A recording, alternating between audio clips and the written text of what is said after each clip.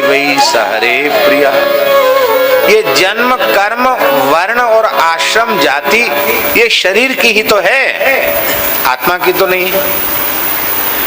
तो जब तक देह भाव है तब तक ये सब है। और मैं देह नहीं हूं, मैं तो भगवान का अंश हूं और भगवान मेरे अंशी हैं। ये भाव, मैं भगवान का शेष हूं, भगवान मेरी शेषी हैं।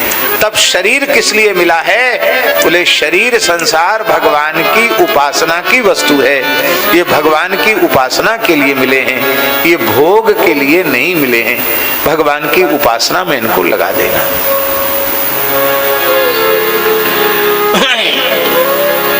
न यस्य स्वपरः इति वित्ते स्वात्मनि बाभिदा सर्वभूत समः शान्तः स वै भागवतोत्तमः।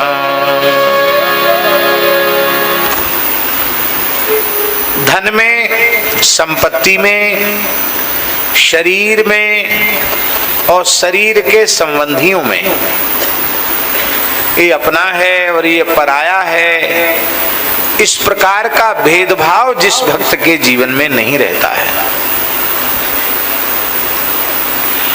क्योंकि वह सर्वत्र समभाव से भगवान का ही अनुभव करता है और सर्वभूत समः, संपूर्ण प्राणियों में समान रूप से परमात्मा तत्व का अनुभव करता है और शांत है, हर अवस्था में निरुद्विग्न रहता है, उद्वेग नहीं रहता उसके भीतर। माने किसी भी अनुकूल अथवा प्रतिकूल घटना से उसके चित्त में हर्ष विषाद नहीं होता, विक्षेप नहीं होता। ऐसे भगवान के भक्त को उत्तम भक्त कहा गया है, क्योंकि उनका सर्वतोभावेन आत्मीय भाव भगवान के प्रति हो जाता है। इसी बात को श्री वृत्त महाभागवत ने कहा है, ननाक पृष्ठम न च पारमेष्ठ्यम न सार्वभौमम न रसाधिपत्यम न योग सिद्धि रपुनर्भवं वा समंजसत्वा विरहैयकांक्षे। ये प्राण जीवन धन आप ही मेरा सर्वस्व है, मैं आपको छोड़कर दूसरा कुछ नहीं चाहता। इंद्र पद नहीं चाहता, ध्रुव पद भी नहीं चाहता, ब्रह्मा जी का पद भी नहीं चाहता, चक्रवर्ती सम्राट का पद नहीं चाहता, रसातल का राज्य नहीं चाहता, योग की सिद्धियां नहीं चाहता, कहां तक कहें मोक्ष भी नहीं चाहता। हे प्राण प्रियतम, मैं तो केवल आपसे आपको चाहता हूं। जब भक्तों का सर्वस्व भगवान है, तो भगवान के अलावा और क्या चाहिए उनको? भगवान के अलावा और उन्हें कुछ नहीं चाहिए। क्यों?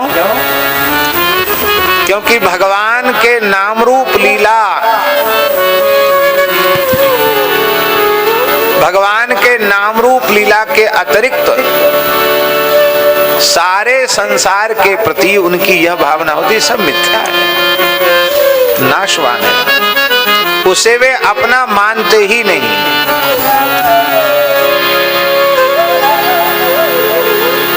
राम सुमिर राम सुमिर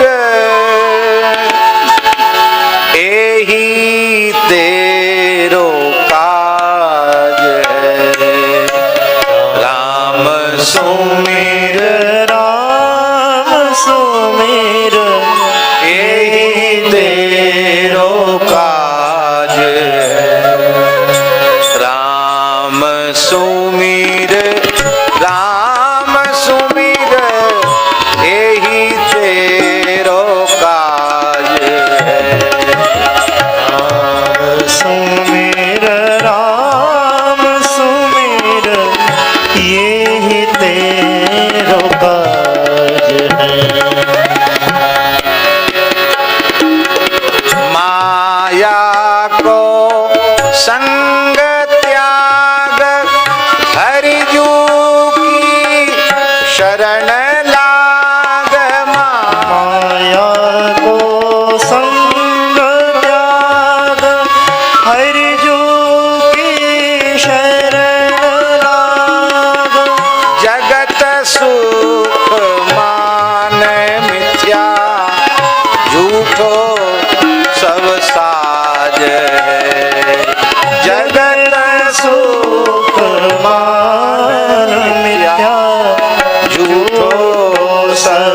सार।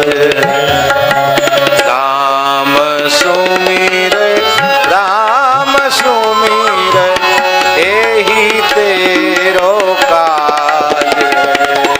राम सुमिर राम सुमिर यही तेरो काज है।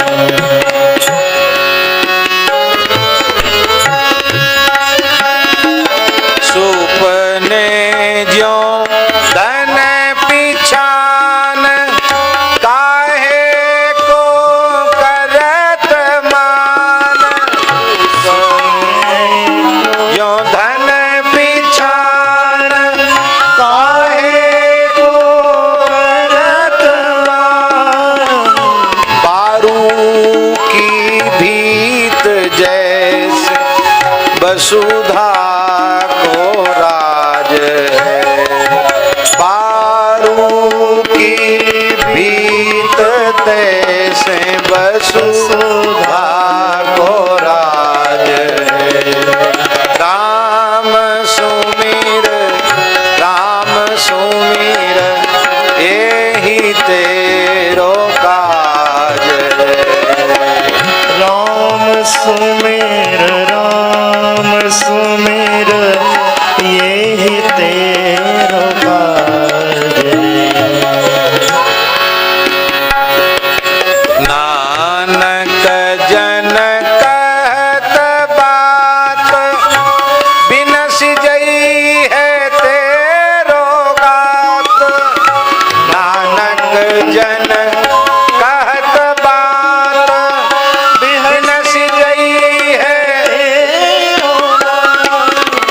छिन छिन करी गयो काल तैसे जात आज है।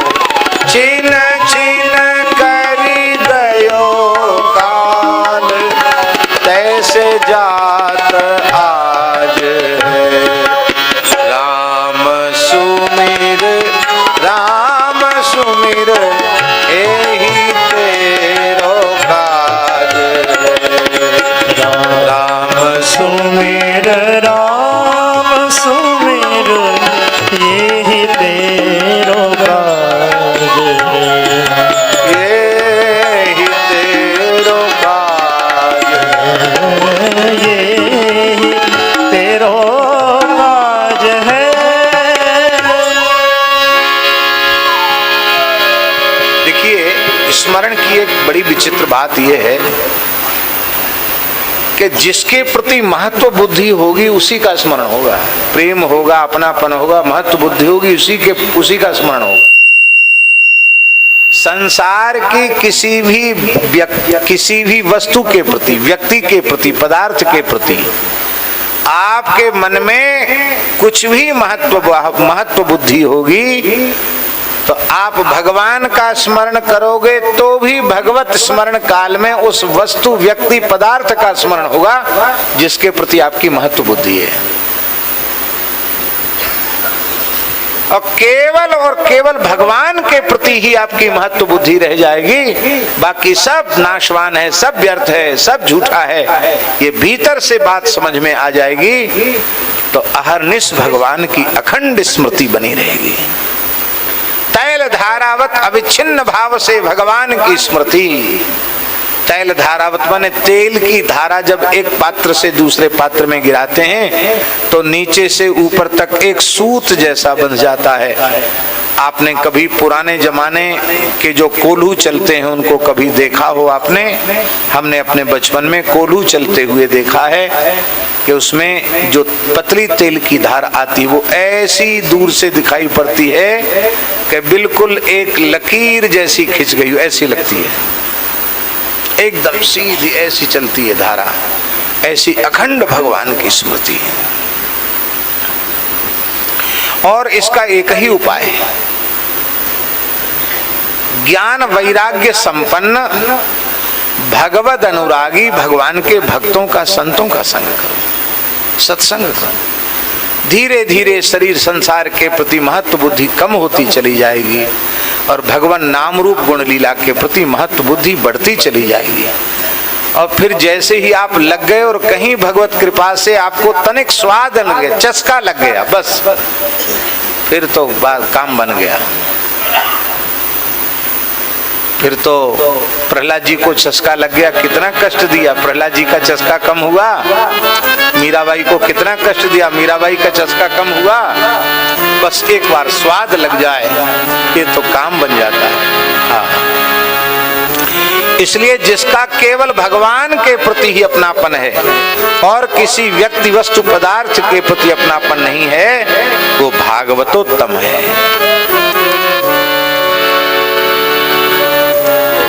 त्रिभुवन विभव हेतवे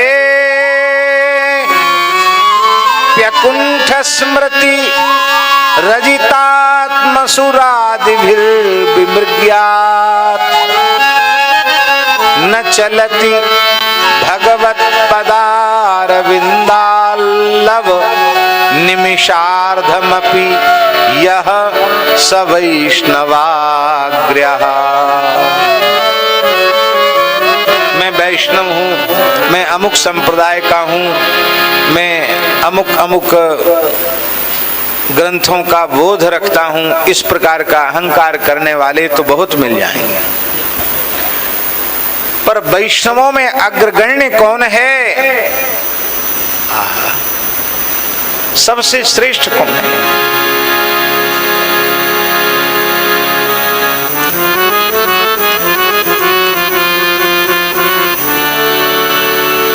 भगवान विमृग्य हैं। विमृग्य माने जिनकी खोज बनी रहती। किसको बनी रहती खोज? विशेष रूप से मृग्य हैं, सब खोजने में लगे। कौन कौन खोजने में लगे हैं? अरे महाराज जी कहाँ तक वेद की ऋचाएं भी खोज रही है, ऋषि मुनि महर्षि खोज रहे हैं। बड़े कठोर तप में, बड़े कठोर साधन में लगे हैं। भगवान विशुद्ध सत्वमय हैं, इसलिए अपने रजोगुण तमोगुण को सर्वथा मिटा करके और सत्व गुण को भी नीचे दबा करके माइक सत्व से ऊपर विशुद्ध सत्व भगवत प्रेम में प्रतिष्ठित होकर के वे अपने अंतःकरण में भगवान का अनुभव करना चाहते हैं।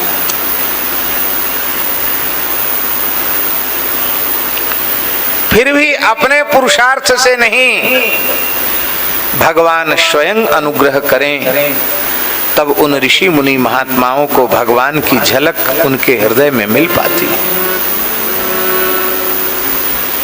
ऐसे भगवान जिनको बड़े बड़े ऋषि महर्षि खोज रहे हैं, वो भगवान जिस भक्त के हृदय में प्रतिष्ठित हो गए हैं, विराजमान हो गए हैं।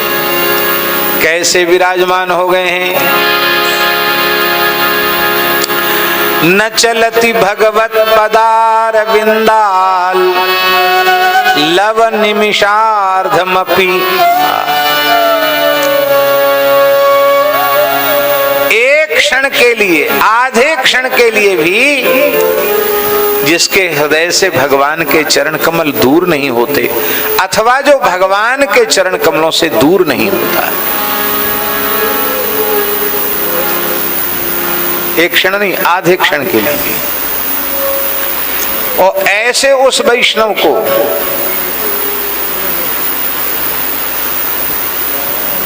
जिसके बारे में प्रणय रसनया अभिबद्धा, प्रेम की रस्सी से वो भगवान के चरणों को बांध लेता है, तो सर्वतंत्र स्वतंत्र भगवान उसके हृदय को छोड़कर जा नहीं पाते।